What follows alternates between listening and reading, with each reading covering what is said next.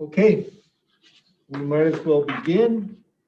And I'd like to read the opening here. Pursuant to the Illinois Attorney General's guidance to public bodies on the Open Meetings Act during the COVID-19 pandemic, dated July 2, 2020, board members may participate without being physically present in compliance with the established provisions.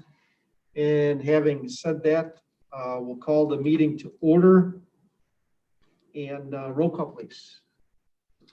Okay, Hayden. Here. Barman. Here. Romanelli. Here. Gorski. Here. Kramer. Okay. All right, we'll see if he jumps in. You have a quorum for sure. I do not have any remarks. We'll move on to item 4, public comment. There's no public comment. Public, okay. Item 5 is the parent committee approval required for DDER's access.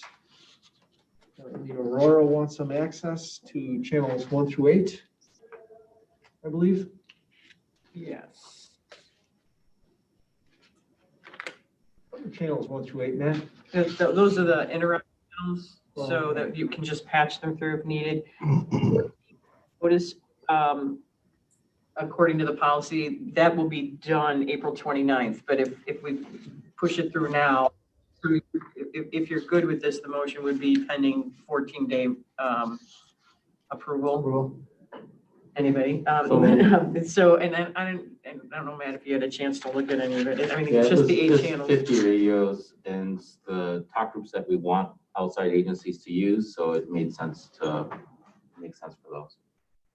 Okay, motion made by Matt. Need a second? Romanelli. Romanelli. All right, thanks, Anthony. Okay, so the motion is to recommend approval of the Aurora access pending 14-day notification of that requirement being met, which will be April 29th. And Kramer's joined. So motion, Barman? Yes. Romanelli? Yes. Gorski? Yes. I probably said that softly. Kramer? Yes. Yes. All right, motion passes. All right, thank you. Item 6A, preliminary encryption discussion. Matt Barman. So I prepared some slides that he's going to pull up for us, just to kind of get what the issues are. Looking at it, I think there's definitely some questions we have to talk about, but it's solved for us as well. So first, the next slide, kind of want to talk about which radios. I had to start with some things of what features are there. So this is just a slide of current radios that are produced that we could consider. I'm not recommending any of them at this time, or anything like that. Just had to get started of what features are out there to talk encryption. So we go to the next slide. So encryption currently in DePage, we use what's called ADP. When we bought the radios, it was considered software encryption. It's a Motorola proprietary encryption. So it only works between Motorola radios. We use a keyloader to program radios. All the DePage radios, we don't have multi-key, so they all have the same encryption key. So if you have the encryption key turned on, you get access to all the secure talk groups. So the one thing I will say that we may need to consider is, as a group, if you're buying this feature going, to do a transition, you'd want to keep ADP in the new radios so you can decouple issuing of radios from assigning new encryption on the talk group. So it'd make a transition simpler if you could hand out radios and they could continue to use ADP, and then a day later, whenever you schedule it, okay, now you're going to change to your new encrypted talk group. So we're going to change encryption. If you don't have ADP in the new future radios, it will make it more of a logistics planning of how you hand out new radios and switch encrypted talk groups at the same time, because you have to update councils, you have to, everyone has to transfer. So there's more than one agency on a channel, for most of them. So it would become very logistical on how to do that transfer without that feature going forward. Some of the other past formats I have listed here: DVP, DVP-XL, DES. DES was kind of the standard before AES took over. It was a 56-bit encryption. So those are all kinds of, they're still available. They're all really analog related.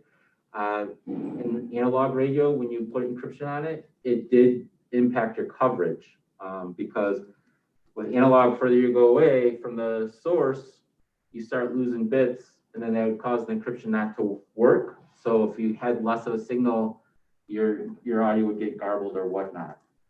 So we go next.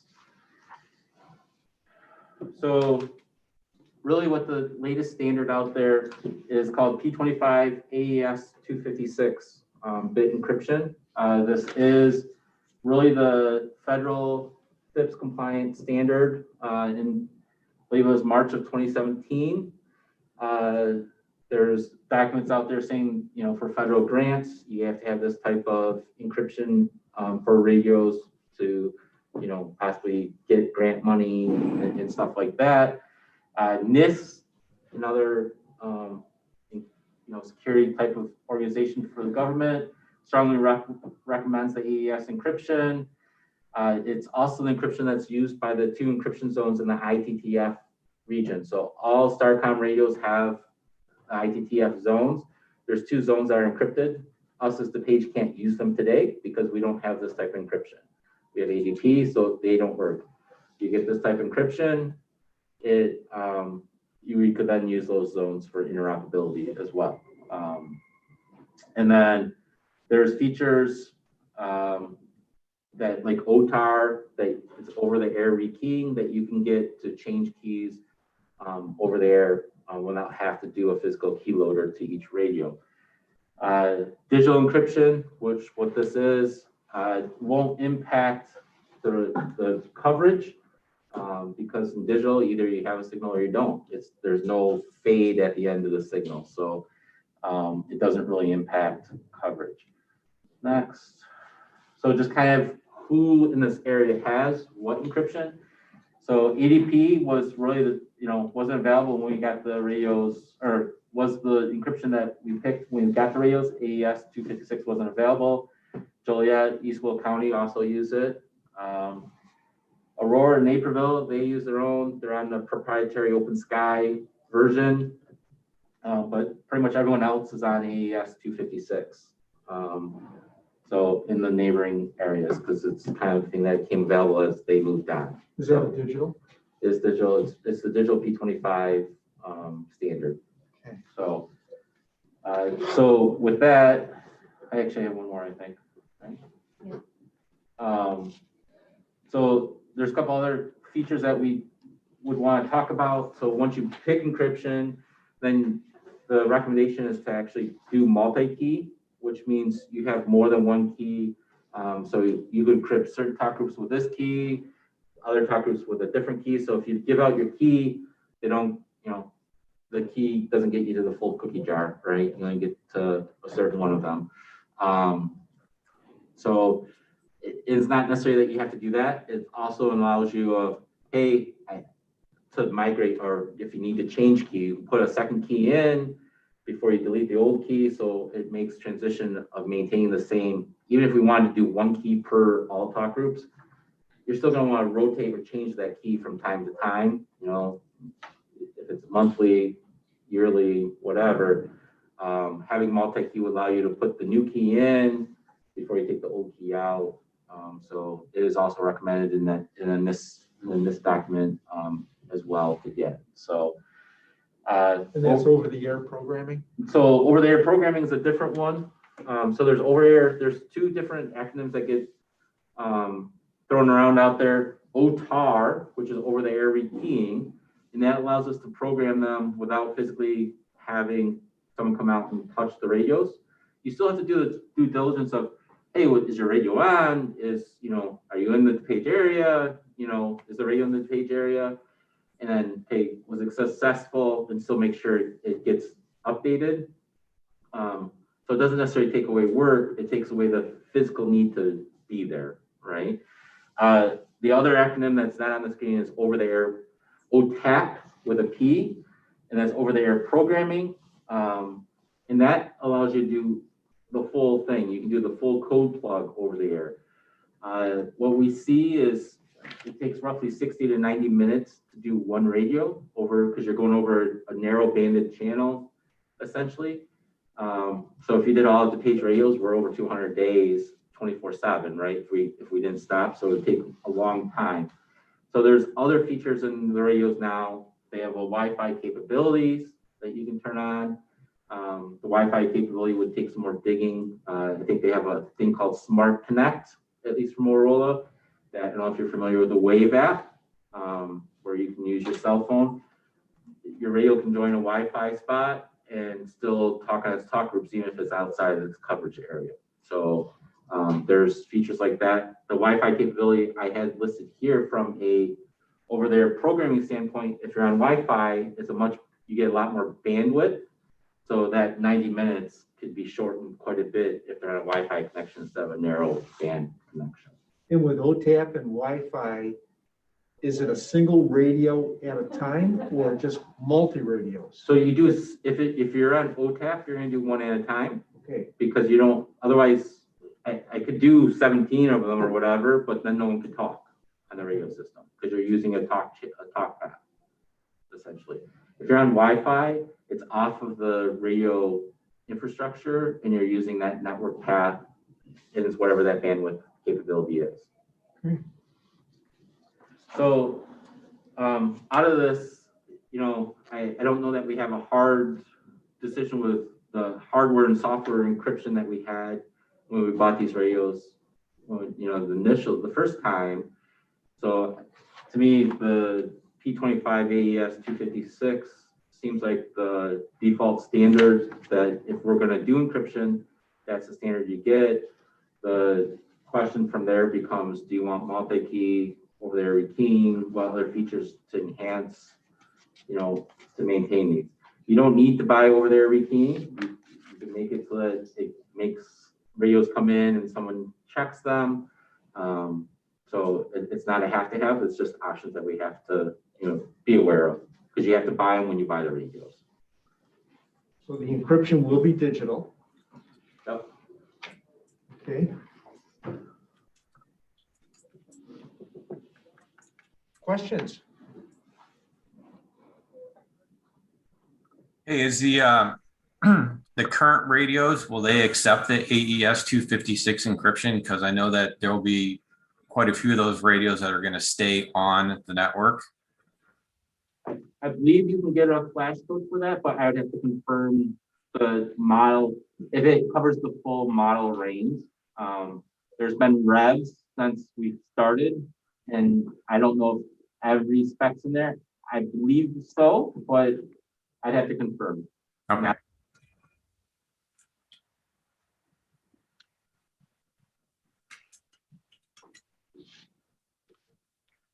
Okay. So to help me understand this better, every radio in the system would be encrypted, police and fire? Well, so that's the question. Just because you buy the feature doesn't mean you have to deploy it that way, right? Okay. So I think this comes into the, Can we get those situations up? I'm sorry to Yeah. interrupt you, because it might be easier to start that's where talking it is, issue the wise. scenarios of what is it that we care about? Because you could buy encryption just for police if police is if you're only doing, let's say, a tap channel, right? You buy encryption for police radios, you never intend to give it to fire, right? They don't necessarily need encryption, but they never can access that talk group. And I know there are medics on tactical teams that maybe you have to buy the encryption key for that individual's radio, right? So depending what you want to do, now you could say, I want to do multi-key, you encrypt everything, right? But you could do one key for dispatch talk groups, and you could put that in fire. So you'd have to buy fire multi-key for all the fire radios. But then you could do the tap channels a different key, so the fire can't access the tap channel. So Okay. you can kind of do mix and match. I think of a key, just the key to your house. Your key can open your door. if you were thoughtful and when you changed the locks in your house, you changed them all to match. But if you didn't, you have a different key to open the back door, or or a key to the basement instead of something, right? So depending on what level, you depend on what you give people. So you could even make a SWAT key or something that if this person's on the SWAT team, you give them a key. So, but with every key you give out, it becomes management. Someone has to maintain it. Someone has to, it's time and effort. And then you also have the problems of, hey, I'm on scene. I need to access talk group that they're all using, but I just joined yesterday, right? And I don't have access. So you also have those types of problems that you're dealing with. Okay, so Anthony, help me out on this one then.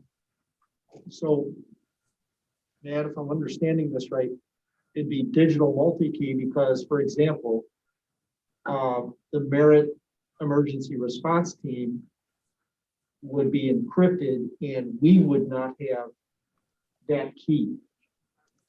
I believe that just the Merit team should have that key. Anthony, where are you at on it? Yeah, I don't have a problem with that as long as, depending on which team you're on, there's quite a bit of influx and outflux with some of these teams. So, the availability to actually get radios reprogrammed kind of on the fly to give any individual task force officer access or revoke their access, I guess, if they come off the team. I think that might be a logistical thing that we just need to work out. So I don't have an issue with that. As a concept, I don't have an issue with limiting access to those talk groups to people on the task force. Okay, so, but one of the other issues I guess we have to discuss is police fire talk groups. Pat, I believe there are some fire departments that do not want encryption.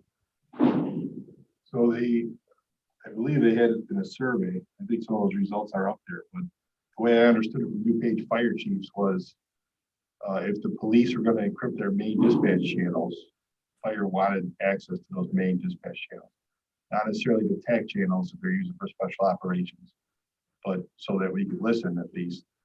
They're getting on the scene first. You want to know what they have. When it comes to interoperability, if there's a active shooter incident or something like that, where we need to work together, establish one command post so that we would have access to talk on any channel outside of just the local or the countywide operations channels. Okay, can that be accomplished? Yeah, and so it can be done. This is very configurable. I think the question is it's a cost versus ease of use, right? Thing, because today we have this environment where we left everything clear that that wasn't hacked, right? And we took one key encrypted tag. Now you're saying we're going to add in a different key for everything that we consider clear today, and we give it to everyone. So, but that means you would have to have encryption on all radios. Today we only are having it for police, right? You have to have a key for all radios, and the question is if you do this, I think would want multi-key on all radios, right? So that's just the other feature, so you can maintain key changes and stuff like that. But you also have, if we do this, so we still also have to resolve the issue of TDMA on fire, because as long as you're patching VHF, it takes it out of TDMA, right?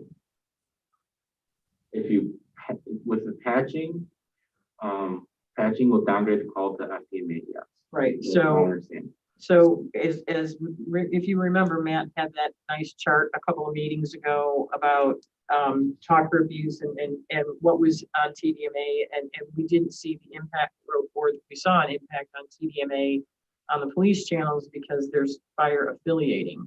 So we're losing the benefit of TDMA. So the trickle down of this is twofold. One is even if we put TDMA in the new fire radios, as long as VHF is patched, we're going to lose that benefit. So we have to look at how that's going to work.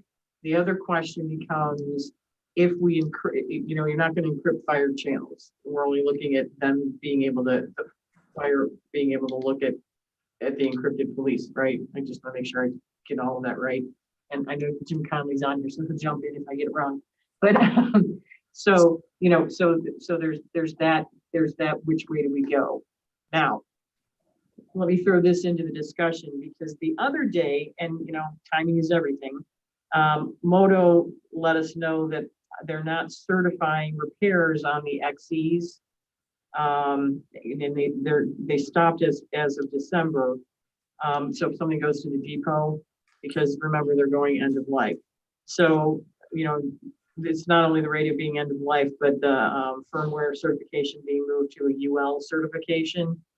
So, which is, those are new on the new XEs, but the older ones, we're going to have some issues. So some of our grand plan of using this, of using existing radios, we're going to have to look at in the cost benefit analysis of this. So we can use them, but I think we already talked about this. Once it's done, and we weren't going to spend more money on repair. But that, in my mind, this information collapses that window that we're talking about, in terms of replacement and how we level off some of this, because we're getting, they had said 22, 23, but if it's 21 and you already see them taking bites out of the service level. So there's a couple things happening here that, as much as I would like to put those in service, I think we're going to have to plan for the replacement of those, even if we do it a year. If we buy new radios and replace and we use the old ones, I think we're going to have to still look at that replacement's going to come sooner than we think in terms of leveling it out. So I think if one of the discussions, and this goes to encryption, I'm kind of taking the long way around, I apologize, but it goes to the overall recommendation of, do we look at what the total number is? And even if we can use certain radios at this point, include that. I think you have to include that total number. So when you're looking at encryption and things like that, I think we have to look at the total number of what it's going to be for everything in order to make it right. Because again, if we stay with Motorola, it's an easier bundle package. If we say it's going to be 4,000 radios and then we go, we need another 200 later, then it gets a little tricky. So I think whatever we do, we have to think about that. Because the other piece to encryption then too is, if we can get enough radios in the system on the fire side, we can unpatch VHF. You can still use it, it just won't be connected, which helps this whole TDMA issue, right? And encryption. So there's several levels of things happening here. So whatever you decide, I'm just gonna have to figure out how much it costs. Well, the patch was supposed to be temporary, right? What? Patch was supposed to be temporary. It became a permanent temporary fix. Well, That's a loaded if you put it that way, I think it comes down to how you do business. I mean, it's permanent. It's semi-permanent at this point because not everybody has a radio on the fire side. So it's the best way to communicate. If you get everyone a Starcom radio, then VHF really becomes secondary if there's a failure, or because there's so much mutual aid outside the system of people who aren't on Starcom, that you have to have a way for them to communicate and do that, I think. Wasn't that the ideal then, is to replace those radios so we don't need a patch? Is that the ideal? Yes. Okay. I mean, I think, I don't know, Matt, what do you think? The problem we have is a lot of agencies have old radios that they've kept along that aren't the APAC radios, right? So when someone comes in, oh, here's a radio, and they have like their cache radios, but they're VHF. They're not paying airtime for them. They're not. So these old radios have kept a life, on the system. So I understand why agencies are doing it. Like it gives them that flexibility, and if they have VHF coverage, here's a radio. You can still talk to all the people that have APACs, if they're on Start. And then the other reason is we still have pagers out there, right? So that's really what the VHF for some agencies, even though some of them have moved to digital, some of them are still using that VHF system for pagers. Okay. it seems pretty easy to me. Why don't we get them a radio?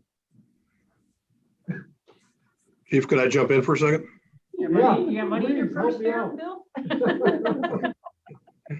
So Linda identified, I think, all the different use cases, if you will. So if you take it from the top, getting everybody a radio in DuPage County solves part of the problem, let's say on the fire side. You can overcome paging other ways. There's alternative, there's digital paging.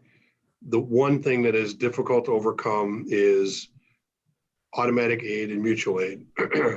More than half the fire departments in DuPage County border neighboring counties and departments in neighboring counties. And they run frequent, I mean, almost daily auto aid, mutual aid. And the way they talk, these adjacent departments, the ones that are not on Starcom, which is the vast majority, is by using VHF to talk into the patch. So that's the hard problem to solve. And unless you're going to buy Starcom radios for everybody in the surrounding area, that's a bit challenging. Now, having said that, I'm not sure that the problem is quite as big as, maybe I misunderstood what Linda said.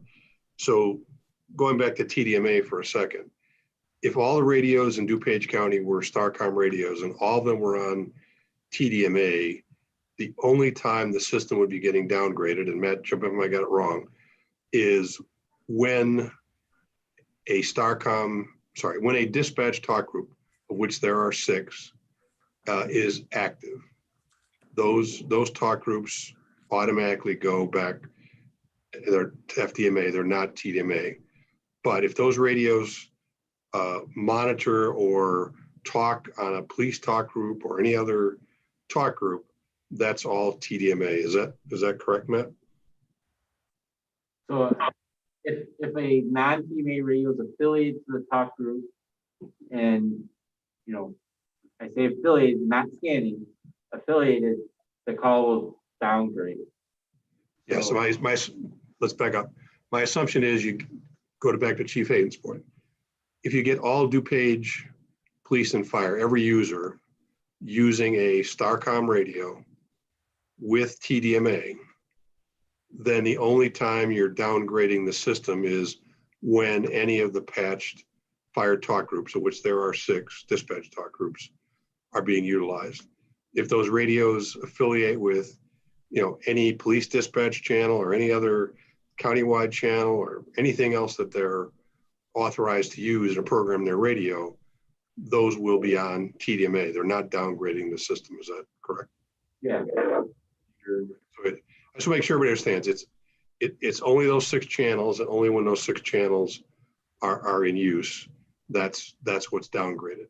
Everything else, if you had sufficient radios and they were TDMA, which fire is not today, but could be, then you would solve that part of the problem. So that's correct. Like 150 talk groups our users can access. If you had all TDMA capable radios, 154 of them can be TDMA anytime we talk. The 6 fire dispatch channels are the only ones that would not be TDMA. And that'd be a big improvement over what we see happening today. Okay, all right. So it seems to me we got to move in that direction. Well, on your survey, or fire folks, on your survey, you accounted for if everybody got a radio, right? Yes, that was, Linda, I believe that was that 1,300 and some number. That's the portable number.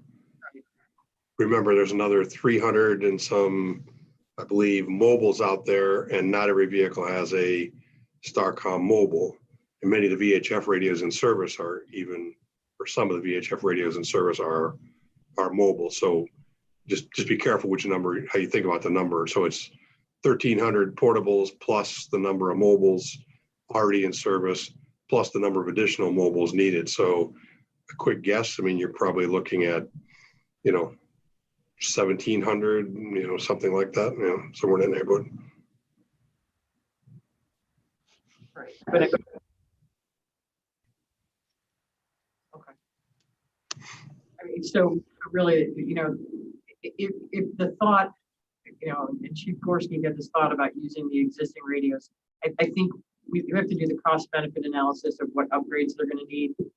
But if we can, because if we can still use them and then replace them as they die, it's a little less painful on the contract, on the overall cost.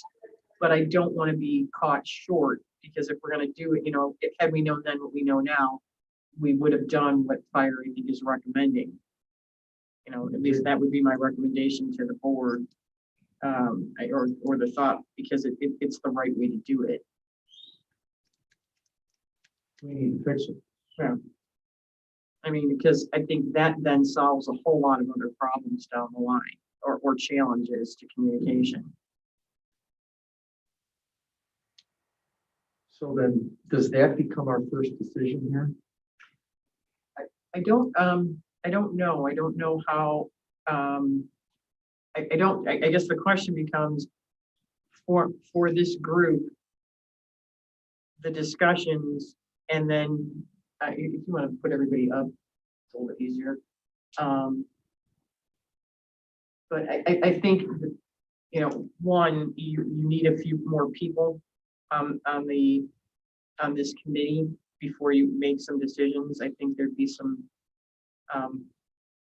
concerns from some of the other groups that don't have representation at this point. But what I think one of the things that this group should talk about is, what's the cycle of discussion, consensus, go back to the groups for feedback, what's that cycle going to be, and how you want to close those points, because those of us who are around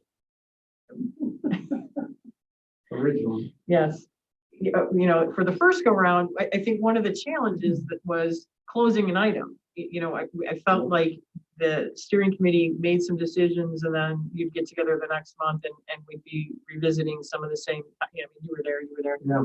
So, I think, you've got an idea of encryption that needs to go back and be discussed in terms of solving the issues, but also outlining a process of how you want to do this to keep stepping forward to make some of those report goals. So I don't know how that will work.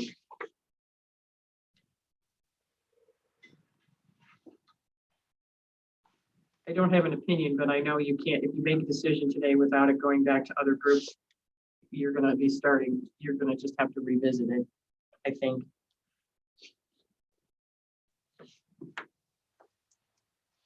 All right. So Jim, what would you recommend to the fire chiefs then? On which question, Chief? I'm not as knowledgeable as you and Matt, Steve, and a few of the other fire guys about radios, but it seems to me like we should replace them. Fire should get exactly what they need so the system can be remain TDMA on a digital encryption. So we can still talk to each other with multi-key. So, for example, Merit can have their own key. It seems to me like it accomplishes a lot in the direction we need to go in. It's not perfect, but we're still moving forward.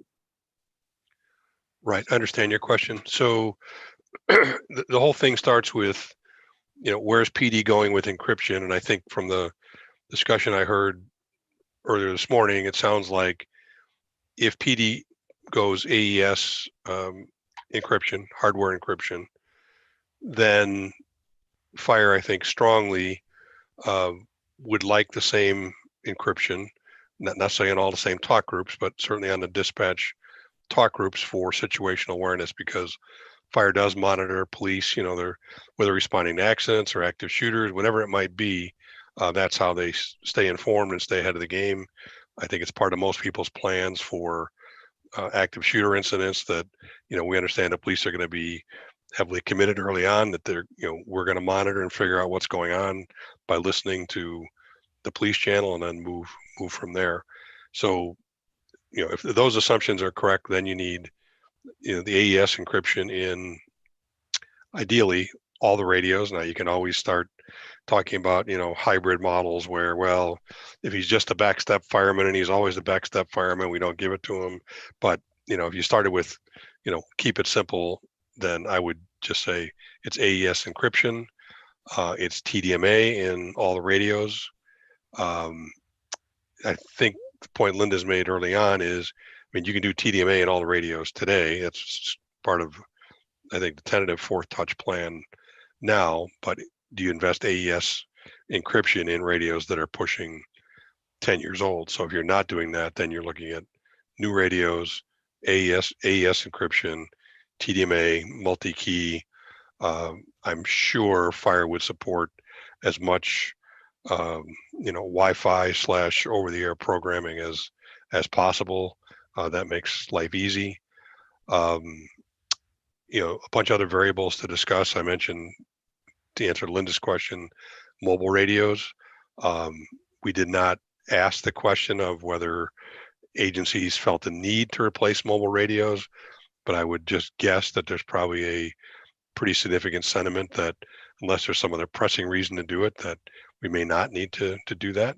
But that's a decision as you get into, what do you invest in existing radio versus life cycle of radio. So I think there's a lot of questions left on the table, many of which were raised in the survey. And of course, a lot goes to numbers of how many radios ETSB can afford and is willing to finance for fire and police for that matter.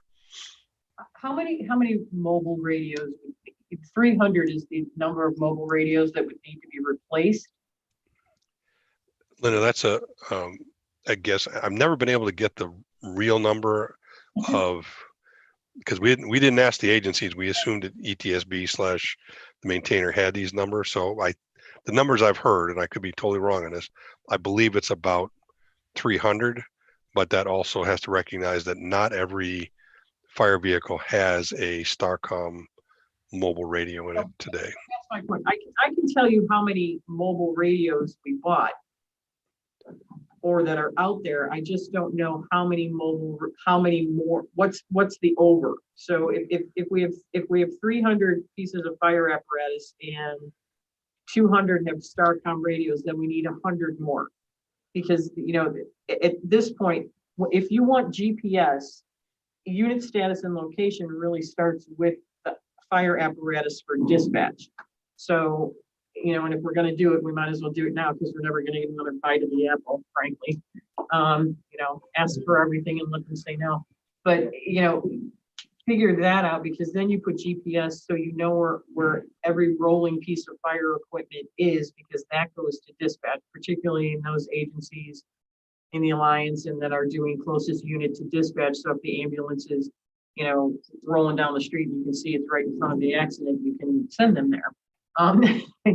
You could see that with portables, but if you're going to do it, that's the argument for unit status and location. So it's the over that we would need to find how many more pieces of fire equipment that are going to be dispatched need a mobile radio. I mean, because they have mobiles, but they're not Starcom, to your point. So what's that over number is something we'd have to figure out. Yeah, we have that number, and there's two parts to that number. There's the number to get to one mobile radio for each piece of fire apparatus, fire and EMS. There's a separate number for command vehicles, and I can pull it up in a second, but I believe the numbers were like 68 and 64. Eric, you might remember differently. And then there's another question, not to belabor this. Many agencies, because of the greater use of Starcom for tactical operations, have gone to two mobile radios in their two Starcom mobile radios in their command vehicles.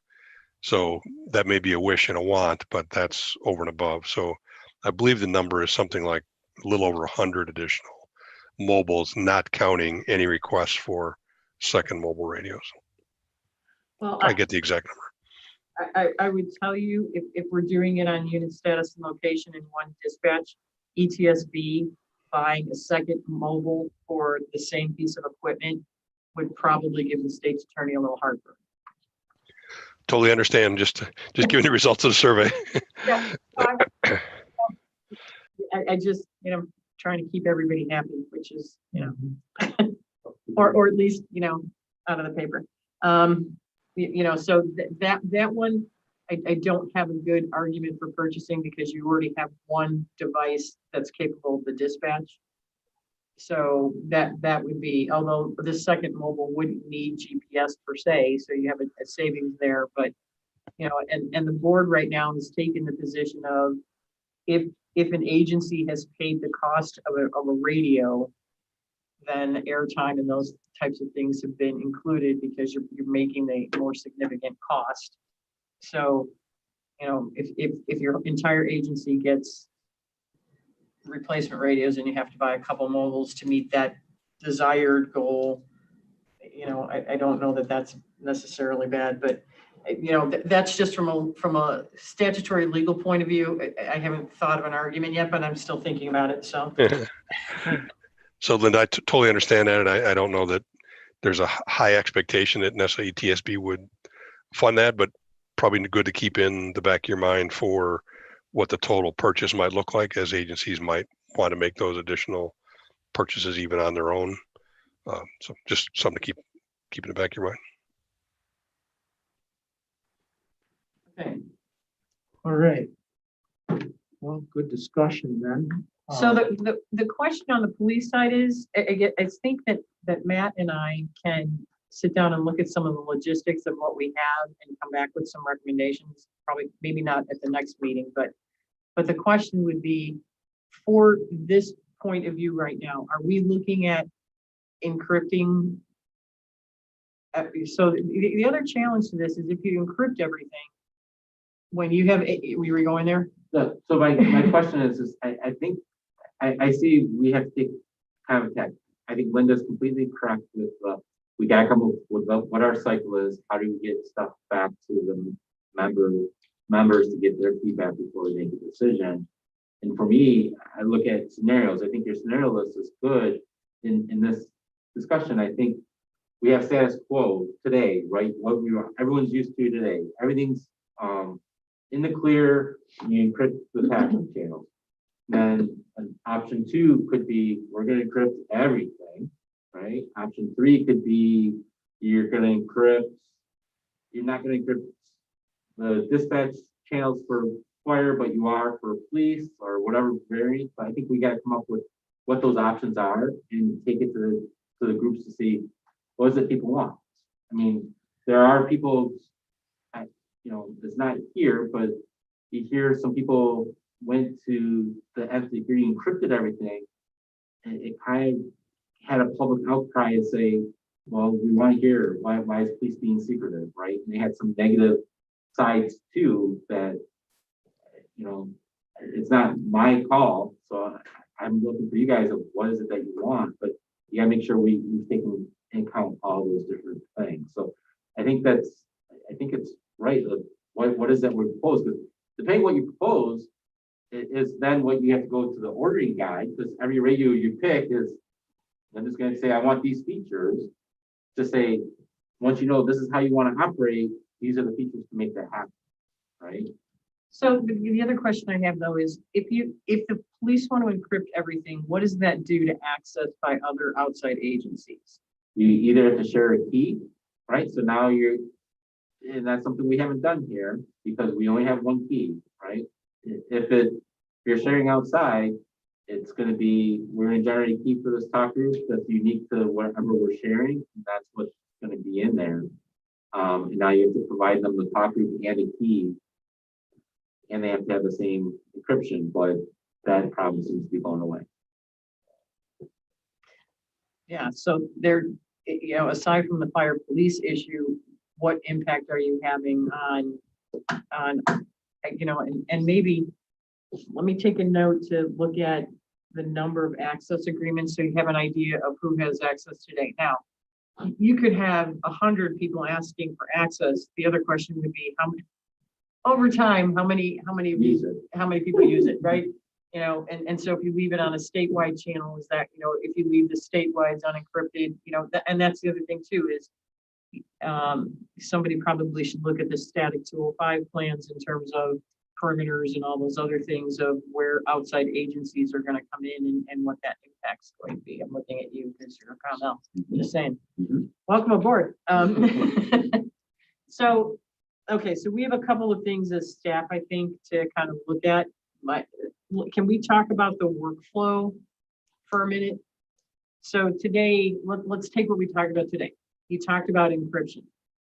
You have slides. I'm sure Matt can go on the tour if needed, you know. But so you have an item for an overview on an agenda. Then the next step should be bringing it back to your representative groups, right? Or I'm assuming this is coming out through the PSAPs. I don't know. And so then the question becomes, when do those groups meet? So how much of a delay is there, or are you calling special call meetings to have these discussions? Because if you meet to, you know, PAC can have a meeting every other week, but if you have three meetings to one, you're still going to have some issues there. So how do you want to handle that part of it? The bring it back and get feedback. And then what's the consensus point? Is this group making the decision based on feedback, or? Well, I can tell you at ACDC, we're just going to do a special call. I think it's easier for us, but I don't know that we would have the information available for another meeting in 2 weeks. Right. Our groups usually meet monthly, right? There are some that are every other month, but that group, I know we could do a monthly call. So I think something short than a month for consensus would be hard for us. Okay. All right, there goes our bi-monthly meetings. Well, I think you still have things to talk about and look at. Okay. Because the other thing too is, as this gets rolling, I think I would hope that there are going to be people who are going to tune in. Because these meetings are broadcast. Yeah. So, you know, you can dial in, you know, so instead of 35 people sitting in the audience, they might be, do you have people on YouTube? You have 2. All right.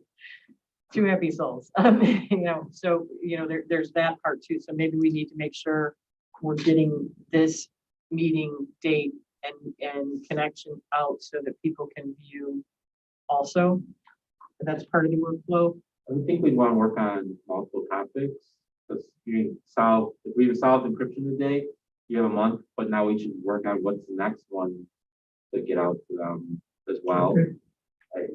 Just my thought. Otherwise, I don't know that we're going to meet our summer time. Yeah.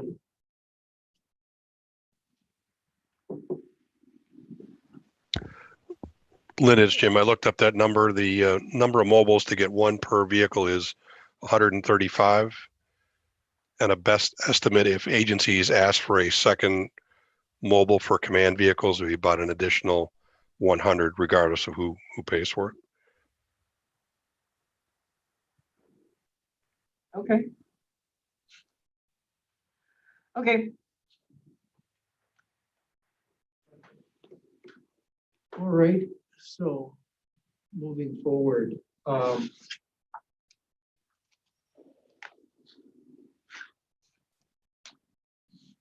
right. So the next. That's the model.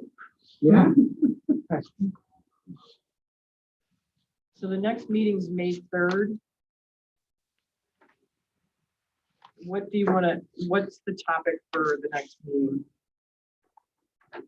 We'll continue to throw on daily work stuff, like we had this access requirement on there, as we have them, just to keep that moving, but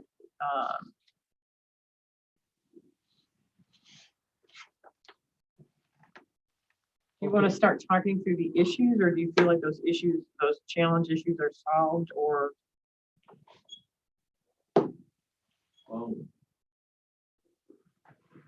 I think before we get too far in the feature set, got to figure out what radio we're gonna go with, right? Or start looking at models or vendors. Like, I don't know those kind of ones I looked up for encryption, but I'm making a big assumption, right?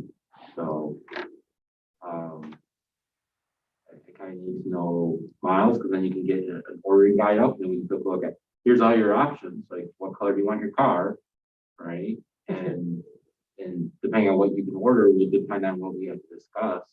So that is one.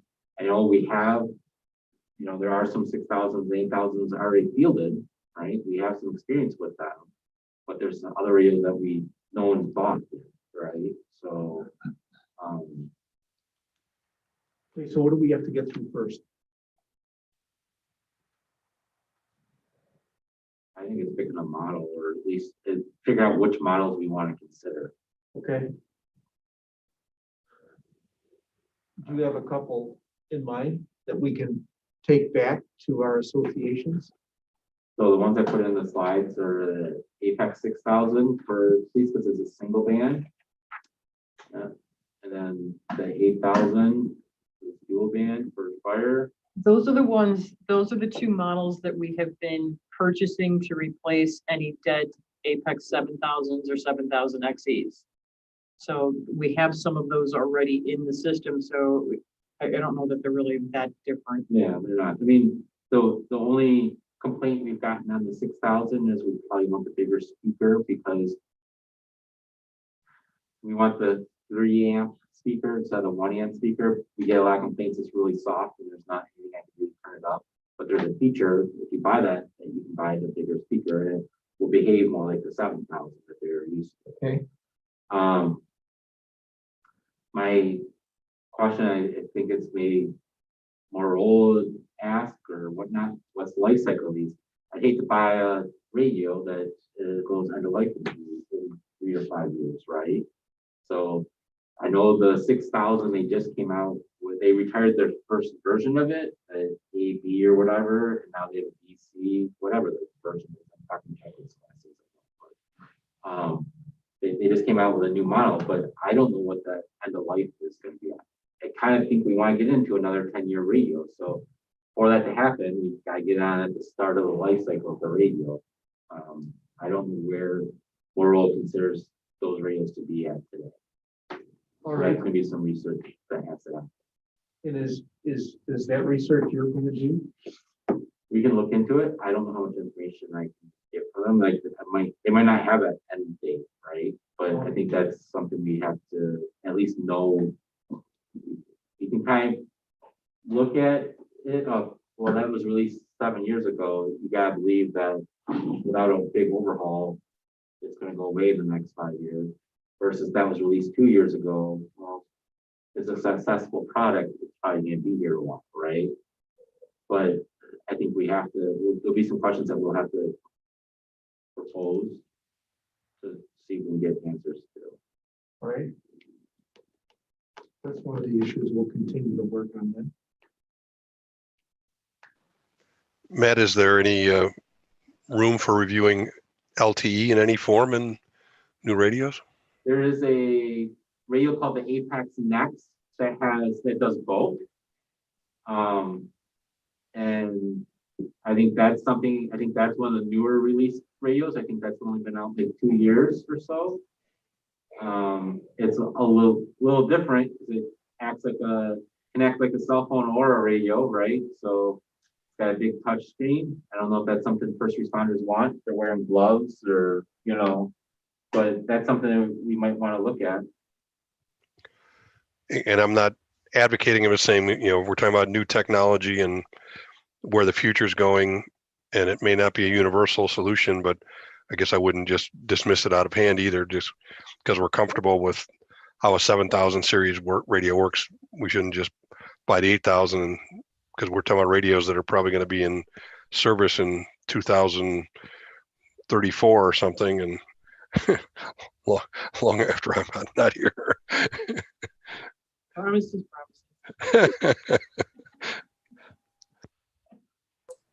Yeah, I agree. If we're going to start looking at it, this is a time to look at for the future, because if that, is going to come up more and more down the road, it'd be nice to already have radios that are prepared to jump on that side of things.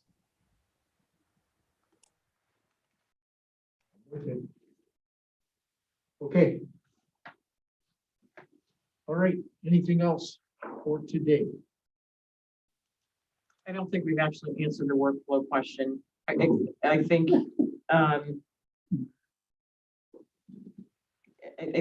so I think the first takeaway is to go back to your groups and talk about, are you willing to have special meetings? To have this and to talk about, if this group's gonna meet every other week, that people can tune into that too, because one of the ETSB goals was to make sure that people could participate. So, you can put things out there, you can't force people to participate, but I think if we're making sure, and I think Eve is already sending the agenda out through the secretaries, through Philomena and Yes. Fire secretary has its own email. So those are going out, but we're kind of pushing this out through the PSAPs now too. So if you want to change how information is, who gets it for distribution, talk internally in your PSAP groups on how you want ETSB or the PAC to push that information out. So I think those are the first two takeaways to the workflow, and then the question of workflow and what they're going to feel comfortable with in terms of making decisions. So if you're talking something in a group and you have a consensus of what it's going to be, so we can kind of continue to get down the road. And then I think the takeaways are the next radios, or talking about, so next meeting would be May 3rd, talking about radio overview. Would you like a sample of the Apex next radio to play with? This is like a it's kind of an it's a rhetorical question, so I will work on that, because the other question would be coverage, right? And then the other question I have on the Apex next is whether or not it's available on the state contract. If it's not available on the state contract, then we'll have some procurement challenges. So, well, not challenges, but we got to go a different way. So does that make sense for the next steps then? Okay. All right. All right. So where are we at on the agenda? Okay, so we finished with the overview. Moving on to item 7 is old business. Anyone? All right, item 8. Oh, wait, I'm sorry. Old business, just the PAC policy was approved. We'll send this out to the PAC. Could you, all right? PSAP directors. Just PSAP directors? Okay, so we'll send this out to the PAC members and those that we know are PAC members with the red line version. So there were a couple of changes that were made at the board level, so you can see it. And because that has duties and functions and all that good stuff too. So, All right, great. sorry. Okay, Nope. I'm done. Item 8, new business. Anything else? Item 9, next meeting, May 3rd, 9 a.m. Everybody okay? Except for Anthony, are you coming or no? You're muted. He's still muted. You're muted. There you go. No, May 3rd is my last day, so I will not be here, actually. It's a sign in and be on my way. Okay. You're welcome to come. Yeah. Well, so then this is his last meeting, so. Okay. Okay. Well, thank you for being on the path. Well, I appreciate it. It's been great working with all you guys. I can't believe I actually been on this committee since I guess 2015 is when I started on the committee. So it's been quite a while. It's been great working with you all. I wish you all the best of luck in the future. So God bless you guys. Take care, Andy. You too. Take care. All right, item 10 is adjournment. So moved by Matt. Second, Who was the second? Anthony. Okay. All right, Anthony. I have to do roll call, sorry. Barman, Yes. Hayden, Yes. Gorski, Yep. Tyler, Yes, with good luck to Anthony. Thank you, sir. and Romanelli. Yes. Okay, 1 hour, nice job. All right, thanks, everyone. Thank you. Take care. Good luck, chief. Thank you, sir.